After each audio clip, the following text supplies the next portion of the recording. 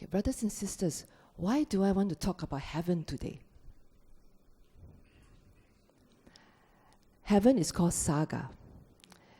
Just look at the... Okay, see? Press, yeah. Okay.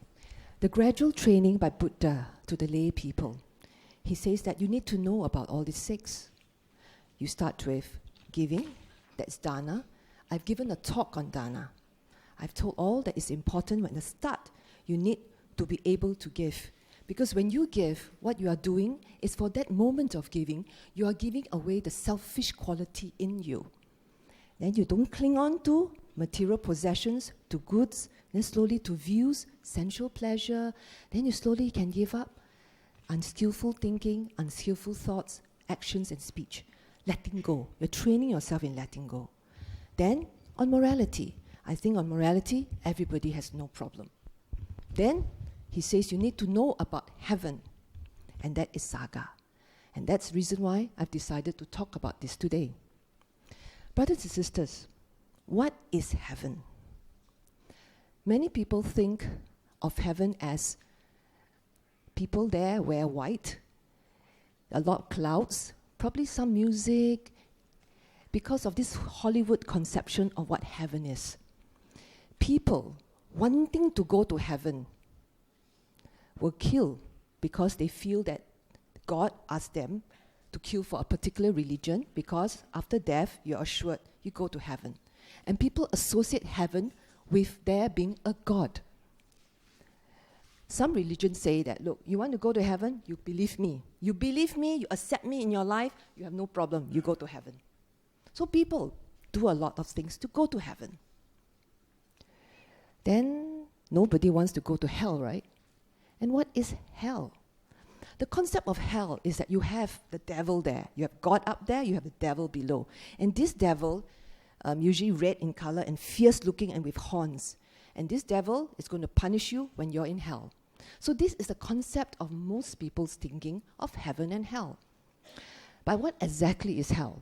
Just talk a little bit about it. Hell, okay, I once asked Venerable Gotami. She's from the Pajapati Meditation Center in Sri Lanka. Very good Samatha NG. She goes into Arupa Jhanas, and she has psychic powers. This is what she told me. Okay, just imagine and recollect for a moment the most depressing time of your life, where you were very stressed. Can you recall? And can you remember that and living like that for the rest of your life? That is hell, which means conditions around you are so bad that you can't even train Dharma. Okay? So that is hell. So let's look at heaven. Now, a lot of people will tell you, right, in heaven, right, this samsara existence, we only have 6 realms. First to 5, you have the hell, animal, hungry ghost, the asura, and human, and anything above faith is heaven. But in actual fact, we have 31 realms of existence. Let's have a look. Okay? See, human realm is at number 5. From realm number 1 to realm number 11, all this, we call it kama vachara, is the sensual realm. Which means the sense experience dominates. Which means if you have a rebirth from 6 to 11, you will experience sense pleasure in much greater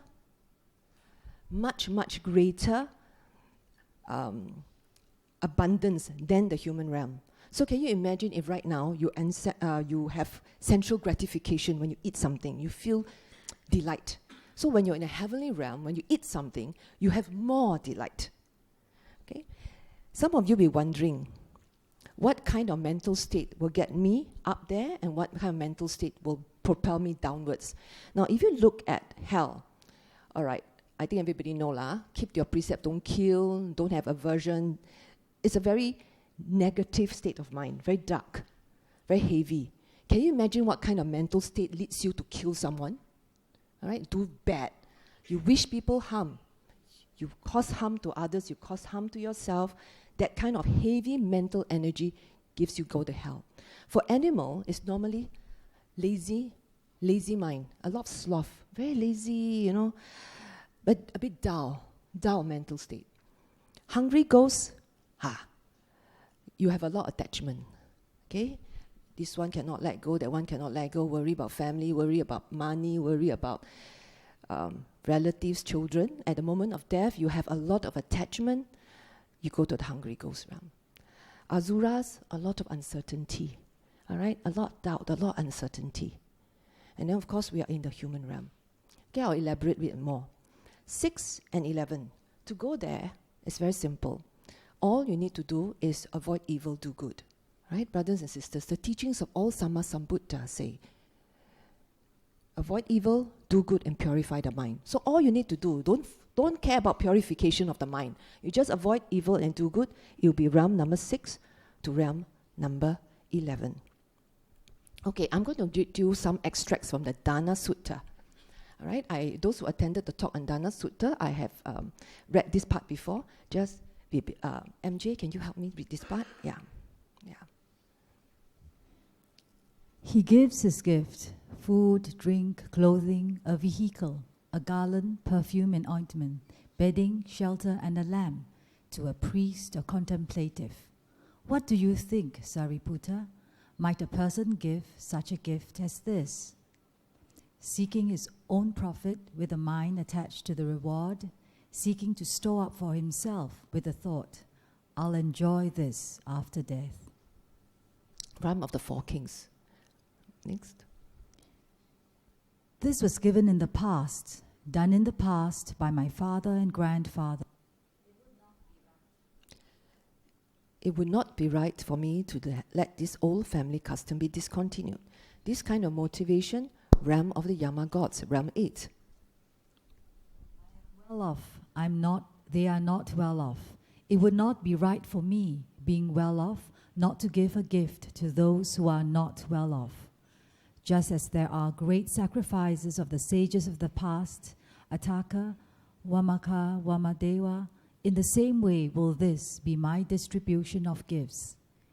When this gift of mine is given, it makes the mind serene. Gratification and joy arise. This is an adornment for the mind. This ennobles the mind. Okay, brothers and sisters, you can see here the motivation behind the intention. The purer the intention, the higher you go. So it doesn't mean that you have one act of giving. For example, this is adornment for the mind.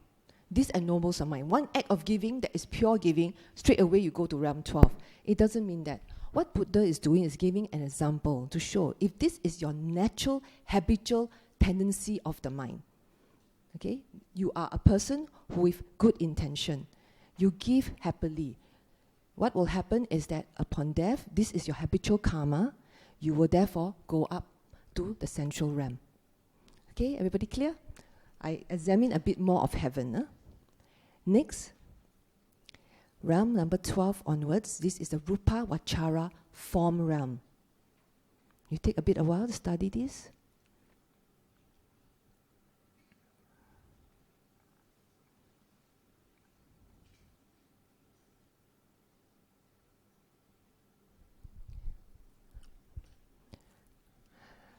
Realm 13, all the way to realm 27, okay?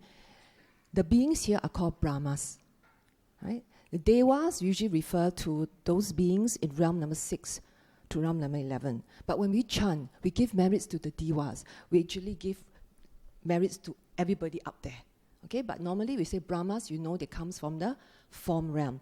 In other words, they still have a form, all right? And usually when they appear, it's very, very bright light.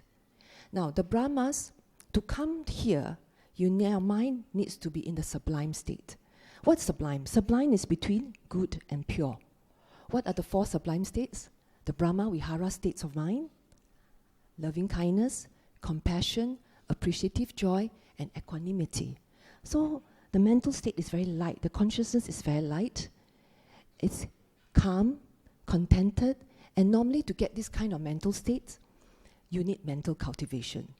You need to practice the Noble Eightfold Path, right effort, right mindfulness, and right concentration.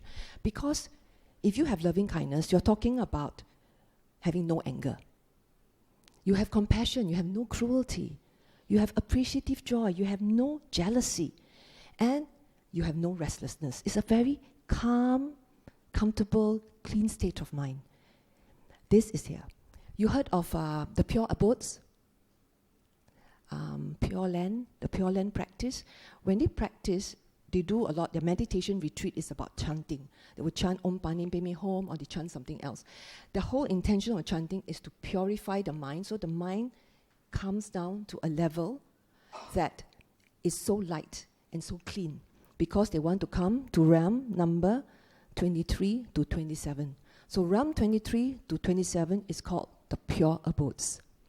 Okay? Here, the predominant mental state in the consciousness must be equanimity. Okay? Now, this is still in samsara. Okay? There are a lot of bliss here, but there's still a sense of self. There is still the ego there. That means there's still craving and clinging to existence. So that's why here, as long as you're here in these 31 realms of existence, that means you are not enlightened as yet. You haven't gotten out of it. Right? There's still going to be rebirth. After being up here, you can still go down. You can still go up. So you are just circulating in these 31 realms. Okay? Next, arupa vachara. These are the very high realm already, the formless realm. That means there's no form, only the mind exists.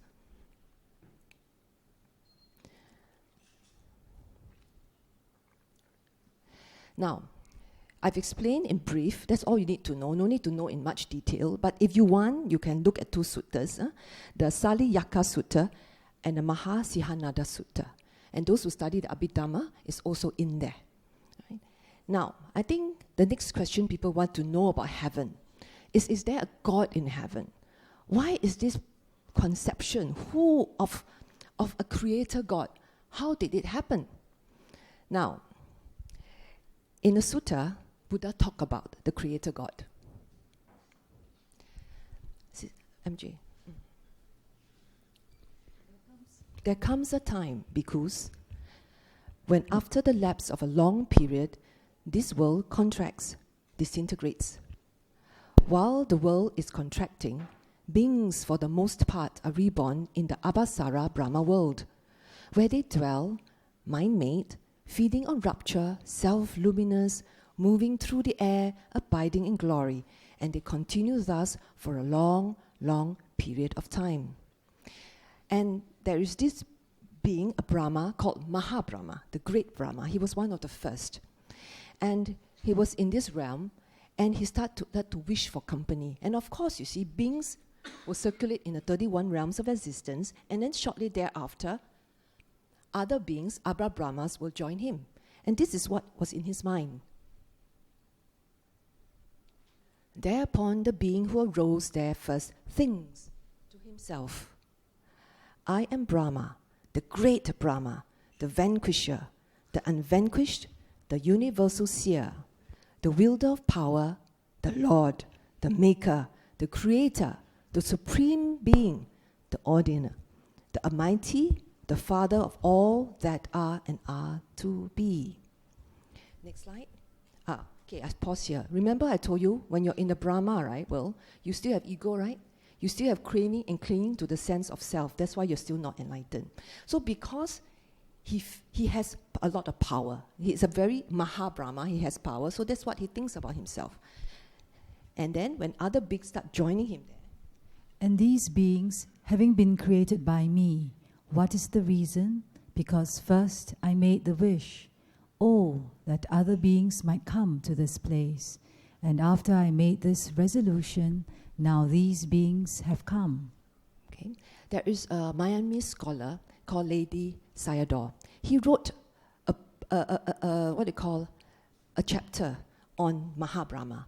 He says that Mahabrahma has a lot of powers. He can transform himself. He can communicate with the human realm.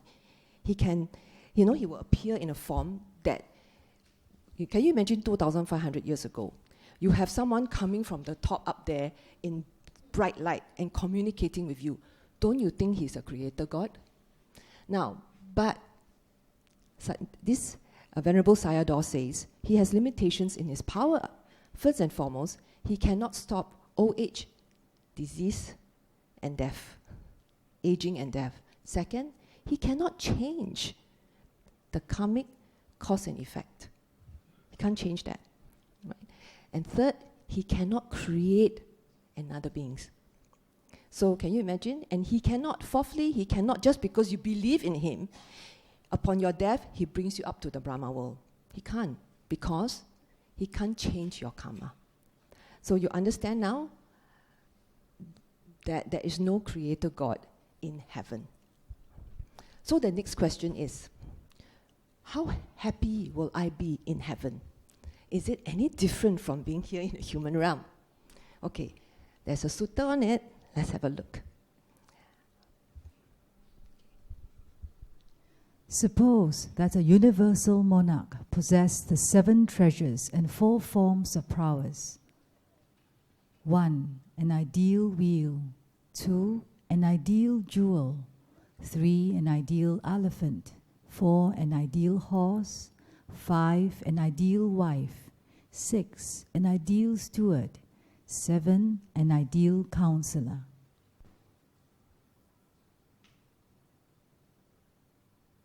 Okay. The 4 forms of powers. 1. Is surpassingly attractive, has surprisingly long life, is surpassingly free from illness, loves his subjects, and is loved by them. Can you imagine this universal monarch is very happy and very contented with life? He has all these 10 things. You may not appreciate it so much because I think right now having an elephant doesn't matter to us, or a horse. But can you replace the number 1 to number 4 with the 4 C's? Can you see it? Okay, cash, condo, credit card, and condominium. Is it condo? Cash, credit card, condo, and country club. Okay, you just replace that. Okay, this is what. Now, Buddha says, just imagine these 10 factors, see as a stone. You compare this stone to the Himalayas. Okay, and you look at the next slide. In the same way, the pleasure and joy and the universal monarch experiences on account of his 7 treasures and 4 forms of prowess do not count beside the pleasures of heaven. They are not even a small fraction. There is no comparison.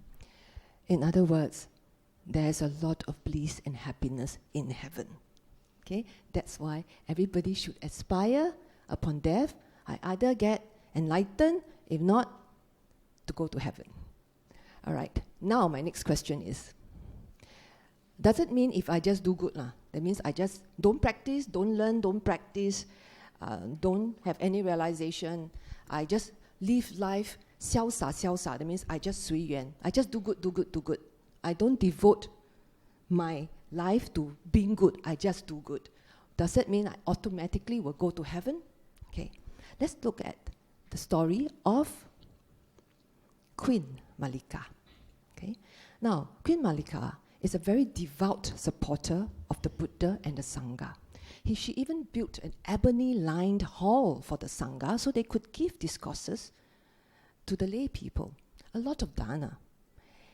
She was a keen and dutiful listener of the Dharma. She was generous and virtue. In fact, she possesses what people call the 4 virtues of a wife. During that time, she wakes up before the king. She was the queen. The husband was king. Upanadi. Upanadi, right? Or Pasanadi. Yeah, Pasanadi. So she wakes up before the king. She sleeps after the king. She is always polite, and she uses a lot of kind words. So she has the 4 qualities of a virtuous wife. And the Sangha members always praised her. Yeah? But there are also textbooks to say that she has a temper, and between the king and the queen, they do quarrel quite a lot, and normally Buddha will be called in to mediate between them. But whatever the account of Queen Malika, we know that she's a good person and she does good. However, she did not attain the fruits of Sotapanna, maybe because her mind at that time was not ready to have the penetrative insight to see anicca, dukkha, anatta. But it doesn't matter, she's a good person. So after she passed away, she went to hell. And King was very concerned, kept asking Buddha, where did she go? Where did she go? Now, the king Buddha distracted the king by talking about Dharma here and there, refusing to answer him until the 7th day. And then told the king, your wife was reborn in heaven. She was in hell for only 7 days. Because of the good she had done. And that's the reason why it was only 7 days. And the reason why she went to hell was at the dying moment, her predominant mental state was guilt. Because of bad things she had done, she couldn't let go, and she had guilt. And that brought her down. There are some books would say what she had done. I don't think it's important to know it, but just let us know that what you think about at the dying moment is very important. Okay? Next, another story. The story of the weaver girl. In Alavi, Buddha gave a discourse. He gave a discourse on the 5 aggregates of craving and clinging. And he also talked about mindfulness of death. Everybody in that crowd couldn't really understand what Buddha was talking about. Especially, they didn't appreciate the talk on mindfulness of death. Nobody wants to think about death or talk about death. Can you imagine? It was the same 2,500 years ago and the same now. Can you imagine?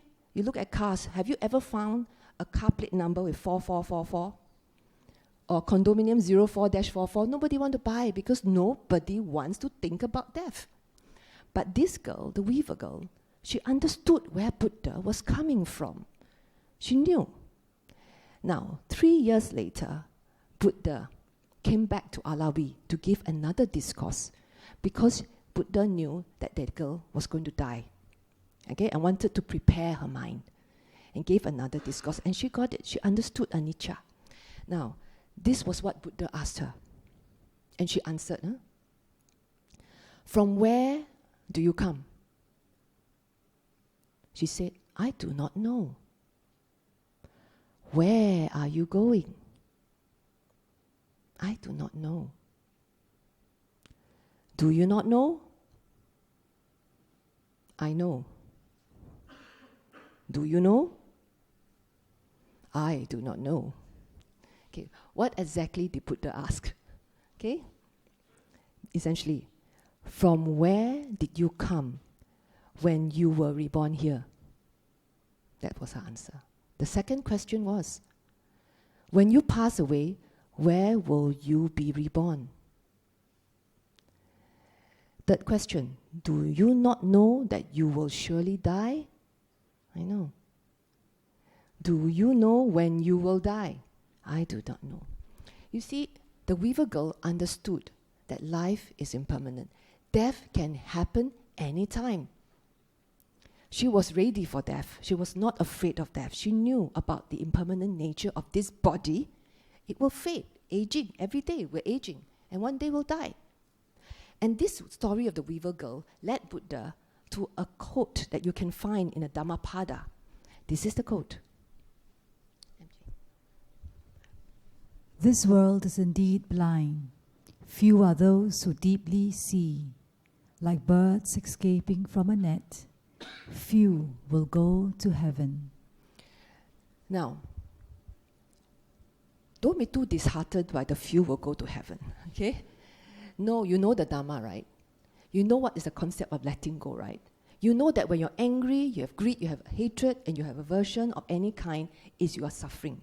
You also know that when you're angry, you're punishing yourself for other people's mistakes. You know how to look after your mind.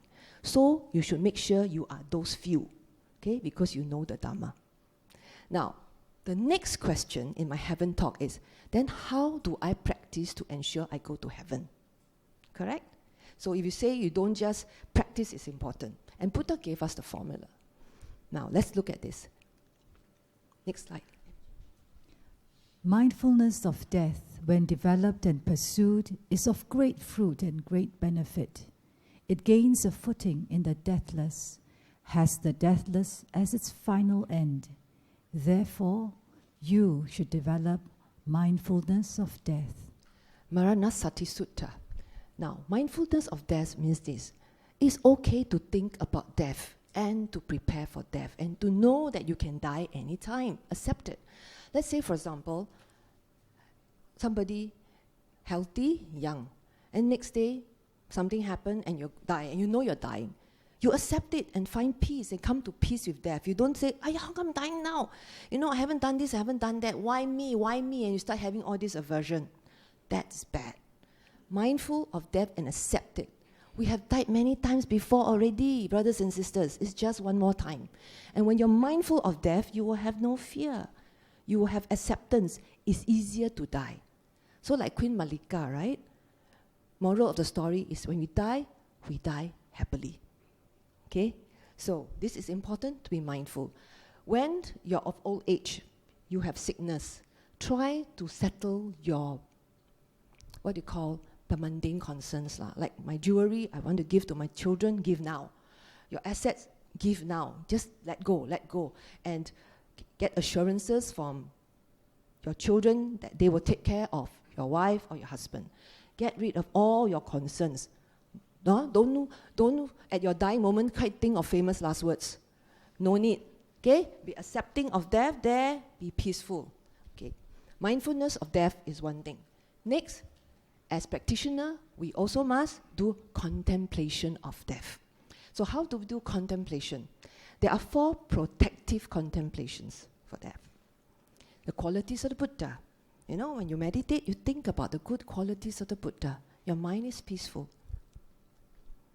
You have loving kindness. You see, when you put your mind in loving kindness, wishing yourself well and happy in other people, your mental energy is very light.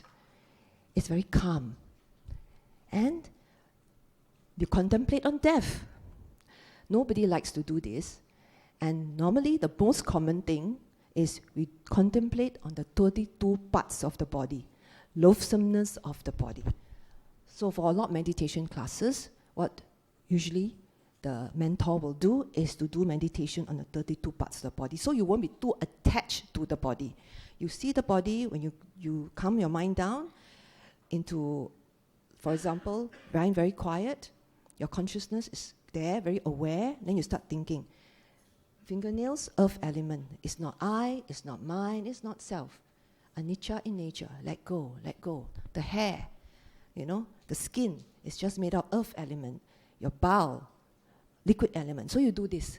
So you are training your mind, the consciousness, the knowingness to accept this body being part of element, part of nature. This body doesn't belong to you, and learn how to let go. So these are the 4 guardian meditation methods. So you contemplate on death. Nothing wrong with it. So you don't get too attached. Now, this is quite common, right? This chant. Most bhikkhus in the monastery will usually use this chant. I am subject to aging, have not gone beyond aging. I am subject to illness, have not gone beyond illness. I am subject to death, have not gone beyond death. All that is mine, beloved and pleasing, will become otherwise, will become separated from me. So at moment of death, you accept death, you're mindful of death, you have contemplated about death, you have a good mental state, you let go. For those people who have a lot of attachments, will take a longer time to die. Okay, because you hold on to the body. Remember, you're only made up of 2 parts, nama rupa. Right? Your mind must learn how to let go of this body and just go peacefully, die happily. All right? Now, in the next sutta, I just want to bring your attention to this. NJ? Ananda, there are 4 kinds of persons to be found existing in the world. What for? Here, some person kills living beings, take what is not given, misconducts himself in sensual pleasures, speaks falsehood, speaks maliciously, speaks harshly, gossips. He is covetous, has a mind of ill will, and holds wrong views. On the dissolution of the body after death, he reappears in a state of deprivation, in an unhappy destination, in perdition, even in hell. The evildoer who goes to hell or some other low birth, the evildoer who goes to heaven, the good man who goes to heaven, and the good man who goes to hell or some other low birth. Because, brothers and sisters, we know, right, when you are dying, you are subject to the laws of karma, correct? Okay, so when you're on your dying bed, there are few karma operating at that time. First, you have the weighty karma. Now, weighty karma, bad, that means you go hell. It doesn't matter how much good you do. Once you committed this weighty karma, you go straight down. Would be causing schism in a sangha. Okay. Second, killing of an arahant. Third, killing your father. Fourth, killing your mother. And of course, wounding a Buddha. Right? So, all here safe, no worries, okay? Now, this weighty karma, the good side, is if you have enlightenment. You got on the path, you attain the fruits of Sotapanna, all right? Sakadagami, Anagami, and Arahant. That is the weighty karma for good. Then you have the proximate karma. The proximate karma is what is your mental state at the time of death. A lot of people call it the last thought moment. Now, it's not that last thought, it's your mental state. It's usually a series of thoughts that lead you to that presence of mind, the quality of mind at the time of dying. That's called proximate. You see Queen Malika, all right? Virtuous, a lot morality, but at her dying moment, she had a lot of guilt over the bad she had done, and that brought her down for 7 days. Okay? Now, for proximate karma, if you do mindfulness of death and contemplation of death, you have no fear. You have faith in the Buddha. So at that moment, you think of Buddha and your mind calms down. Remember the 4 contemplation? Qualities of the Buddha is one, right? Be mindful of that. And the habitual karma will come in. What is habitual karma? Okay, let me explain this to you. Now, 2 years ago, I was with Sister MJ. We were at Everest Base Camp. We went up there, did not climatize, and we decided we can do without oxygen. We will rely on our meditative skills.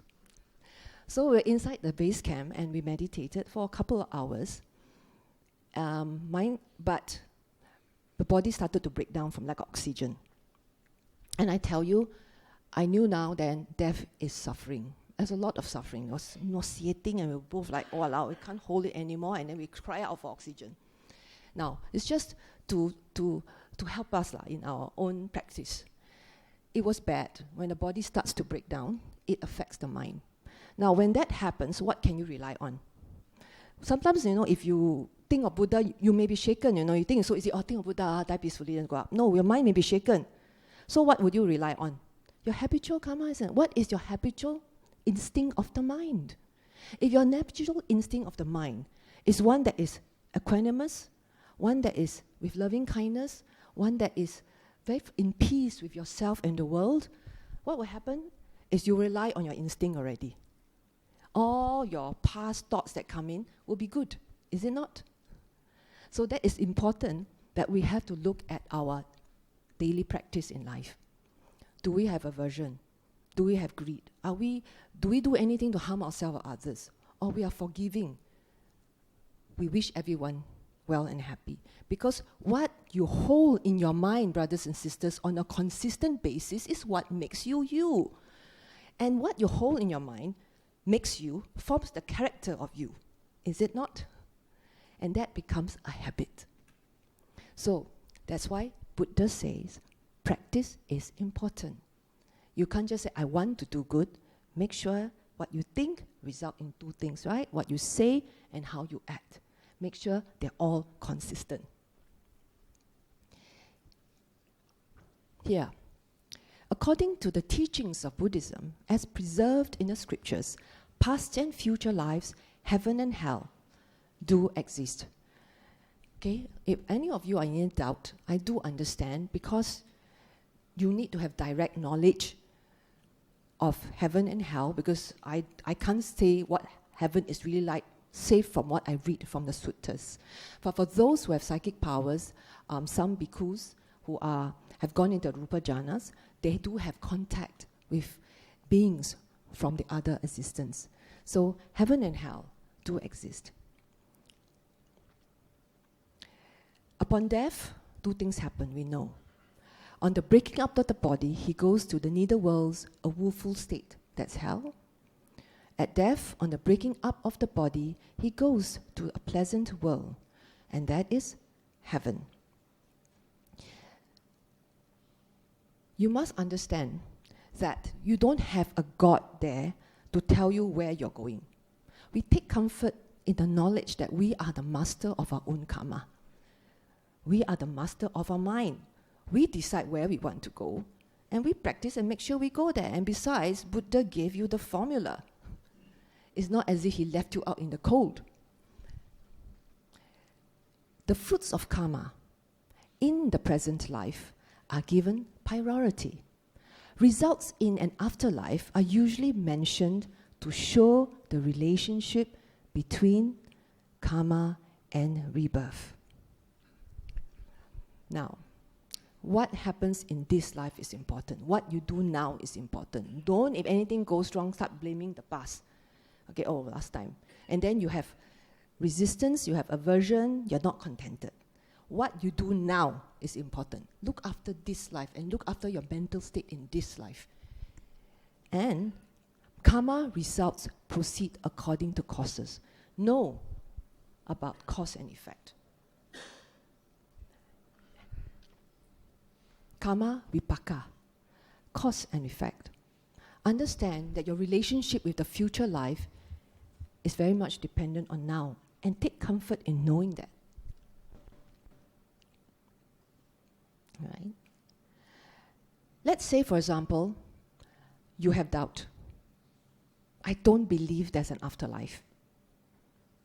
But does that mean there is no afterlife? You have doubt. If you have doubt, wow, that means you have uncertainty. It doesn't matter. Even if you don't believe there's a heaven, even you believe there's only one life, if you don't do anything to harm yourself and other people, if you have morality, in other words, you are virtuous, you keep to your precepts, you will be happy. No harm will come to you, is it not? You'll be a happy person. Take comfort in knowing that. No cause and effect. Next slide. Look at this. Regardless of how you relate to the next life, don't give it more importance than the present one. Okay? Understand that? Okay, this is what I need to say. Now I give you this short talk on heaven. You know what is important at the time of death? Your mind. Don't aspire to go to heaven only upon death, because heaven can be now enjoyed now, because heaven is in our mind, is it not? Happiness can be found now. If you want bliss, make sure that you don't have anger, you don't have jealousy, you don't have greed, you don't have aversion. Your mind is protected, and you can feel the piti and the sukha as described in the suttas.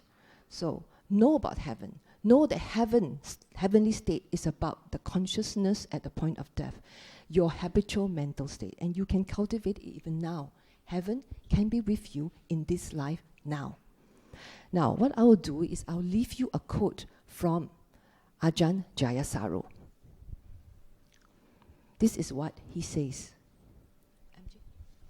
Practicing the Dharma does not necessarily mean that the path of life becomes smooth. What does become smooth is our journey along that path. Imagine a rutted mountain road full of potholes.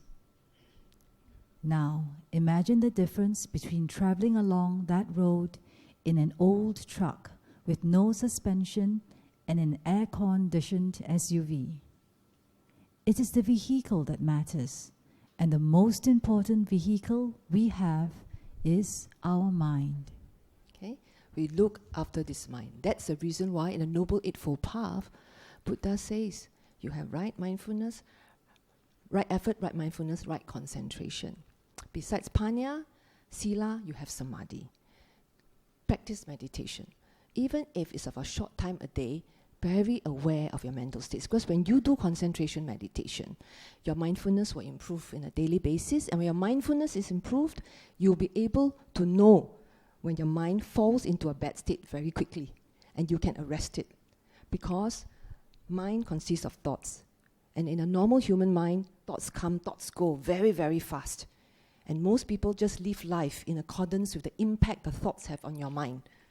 So you must be able to cultivate this mind so that you're able to control these thoughts. All right? That is called mental cultivation.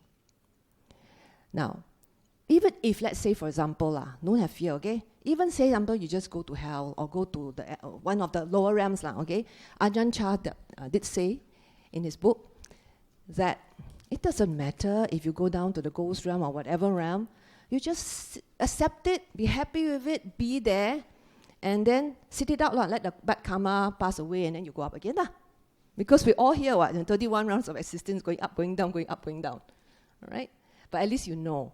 So you're aware. So whatever you're doing now, the good you're doing now, you're also buying insurance for your next life, is it not? All right? Yeah. So this is the end of my talk. I hope you get the essence of what I'm trying to share with you. So any questions, brothers and sisters? Okay, thank you, Sister Siew Fong. We say sadhu 3 times to Sister Siew Fong. Sadhu, sadhu, sadhu. Yeah, okay, Q&A now. Any question? Yes, brother.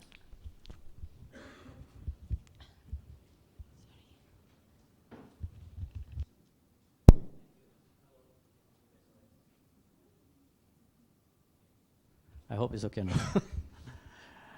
Thank you. Very inspiring, very systematic. Keep me awake all the time. Just looking this part, yeah? Yes. Which the mind. We have in us the mind. Forget about the body. But when we are getting old, I have seen many people facing what we call it something like dementia. But of course, the mind is there. The brain is still there, a little bit complicated probably. So my question is, so after thinking this, when the older people in that stage, they're still alive, still aware, probably on or off maybe, but when they are in the dementia, I've been attending the course about one day, seems to be the present moment is not there. So then, where is the mind there? Because the mind seems to be, I can feel it when I'm facing the person. Okay, I break it down for you, right? We're made up of 2 essential components, nama rupa. With the mind, we have the body. Okay, when I hear, is it the mind that hears or the body that hears? Or the ear? The mind. When we walk, is the body that's walking or the mind that's walking? It's the mind. Because the mind directs the body to walk. The mind directs my hand to take up the food and put. So the mind is the master and the controller of this body. How the mind controls this body is through this very complicated biological creation called the brain. I break it down this way, yeah? So let's say, for example, a person has cerebral palsy. He has brain injury. Brain injury for cerebral palsy, we're talking about the midbrain. So the mind wants to do something, but the brain has certain brain cells not there, unable to move. Function is gone. It doesn't mean the mind is not there. So let's say, for example, someone else have dementia, because I have a friend whose parents both have dementia. They can't, the brain physiologically is not working in full capacity. You lose your memory and everything else. It's part of aging. Even while I'm talking to you now, I'm aging. So the brain will just brain cells will just die, and when we're getting older, our memory not going to be so good. But it doesn't mean our mind will deteriorate. Because this mind, the knowing mind, the mind that you cultivate through concentration, you will know that this mind is very powerful. The mind knows. It's just a mind. So if you can feel your mind, see the mind, and see Dhamma, even if you know you have dementia, you can accept the fact you have dementia and keep your mind equanimous. Whatever happens to this body, including what happens to the deterioration of the brain, will always affect the mind for one who doesn't know Dhamma. But if you know Dhamma and you can accept this reality of life, you face whatever deterioration and suffering of this body as part of life, as the anicca, dukkha, anatta, the three universal characteristics. And have I answered your question? Yeah, thank you. Okay. Okay, any more questions?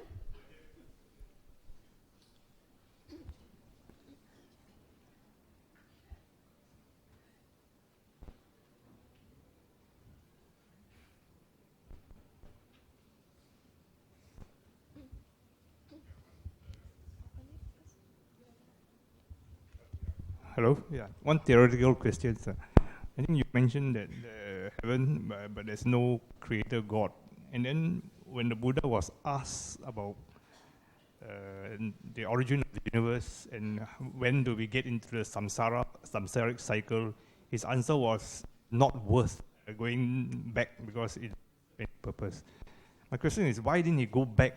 If he has gone back, the origin of the universe, and also when we get into the samsaric cycle, that would have ended the quest, or at least ended most of the quest nowadays of people trying to find the origin of the universe once and for all. Maybe Sister Siew, you might want to answer this question.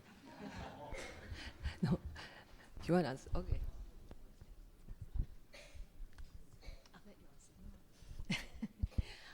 Brother Chan. Okay. Buddha did go back. He went back 90 eons of his life. Okay, and he could have gone back even more to see what started the universe and all. But in the end, okay, it was a futile effort. No point, because you can go back and back and back. It is beginningless, according to him. And what's more important is not how the universe began. Imagine if he told people about the beginning of the universe and all that. Do you think they are going to be very interested about mental cultivation? A lot of people, what you call the philosophers, they're always debating on this. But do they practice? That's the difference between philosophers and Buddhists. Okay, as Buddhists, you practice. You know what you are aiming for. Philosophers are just interested in knowing how the world started, how the world is going to end. How did people start? That's all. It's all theoretical, and if you want to know about the beginning and end of the universe, you will be stuck there, and you will never go on. Okay, and what else do you ask? Sorry? Creator God. Oh, Creator God. Oh. Actually, just now you saw the picture of Mahabrahma, right? The Mahabrahma, I think he's a very important god in the Hindu religion. And the reason why they thought he was a creator god, okay, there's more to the story actually. He was there first, and as you know, the higher up you go in the heavenly realms, the fewer beings there are. A lot in hell, by the way, okay? So he was very lonely, right? He wished for somebody. And then coincidentally, somebody got reborn there. And he thought it was because he wished for it. And of course, the people went there also acknowledged him. You're the one who created me, huh? Okay, so what happened was that Buddha said, some of these people got reborn back on earth. But one or two may have memories of their past lives. And because their past life memory shows them that they were there because somebody created that. It was a misconception, but they believe it. And that was how the story of a creator God came into being on earth. This Mahabrahma concept. Okay? But is there really a creator God? Not in the 31 realms that Buddha saw, and even beyond.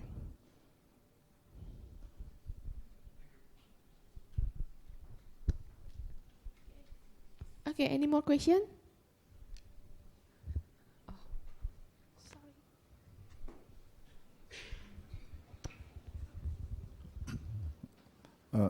Most religions have provides answers to the what, the when, and the how, but not the why. And I think, with due respect to your presentation today, which was excellent, just reflects your legal mind. It's a legal presentation of sorts, of course, in a religious way, but it doesn't present the question of, or rather the why of samsara.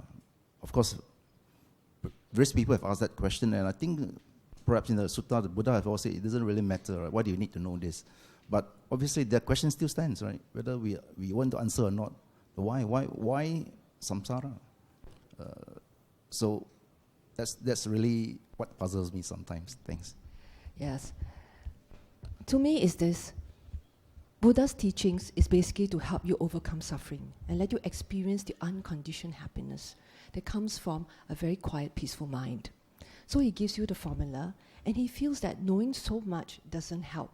If you ask why, whatever answer you have is how, why must it be so? Why must we even be born? Why must there be even dukkha in this life? Why is it that I can't control things around me? Why must there be dying? Why can't, so to him, no point.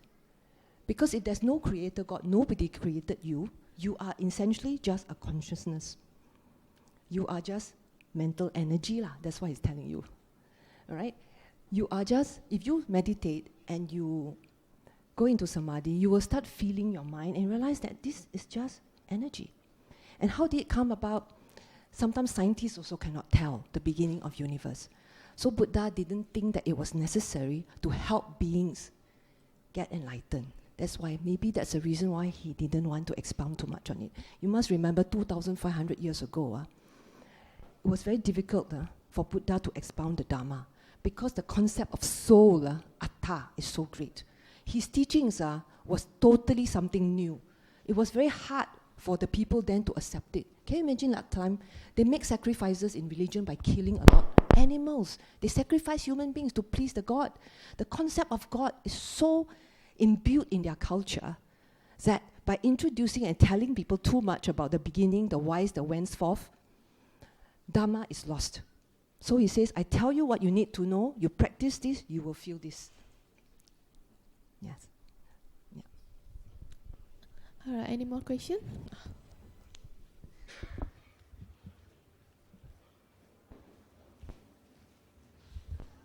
Just to refer, just now what you say. When we speak about the belief or religion, yeah, not necessarily Buddhism, but let us focus religion. I noticed that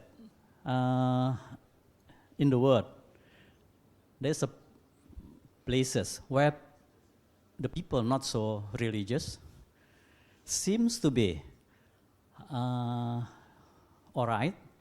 I just referring to, I've been in Scandinavia, living there.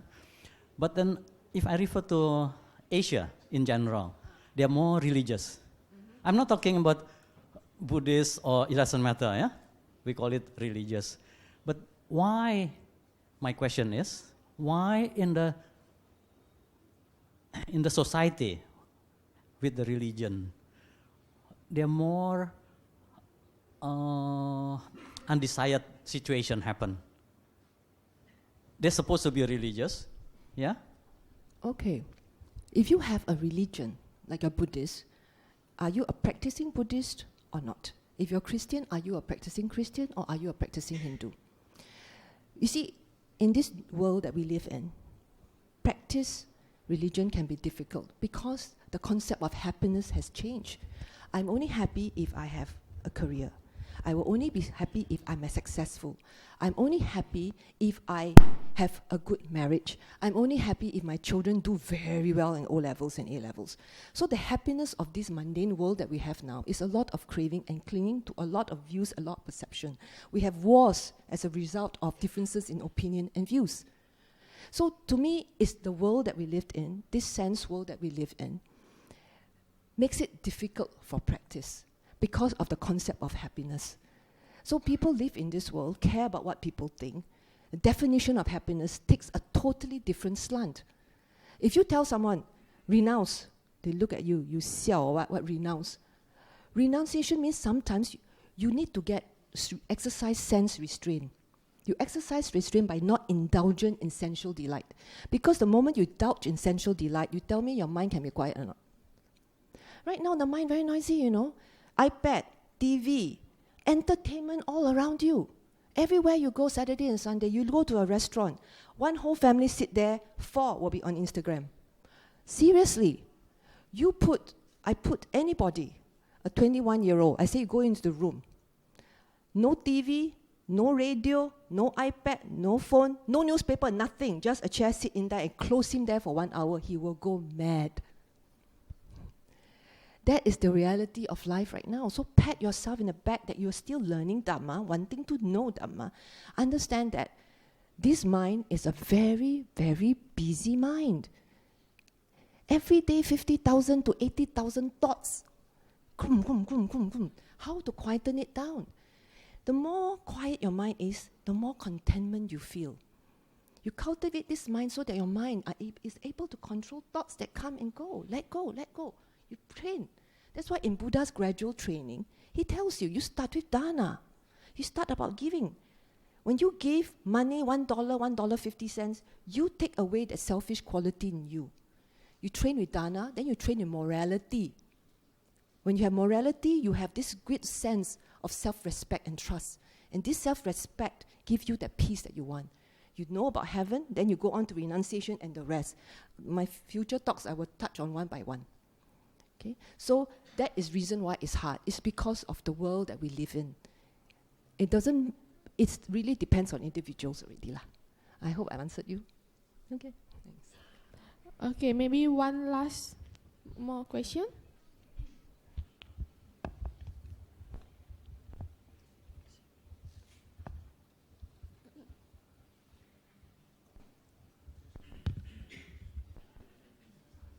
I just want to ask, from your personal point of view, which one is better? Is it to be reborn in the heaven or to be reborn in the human realm?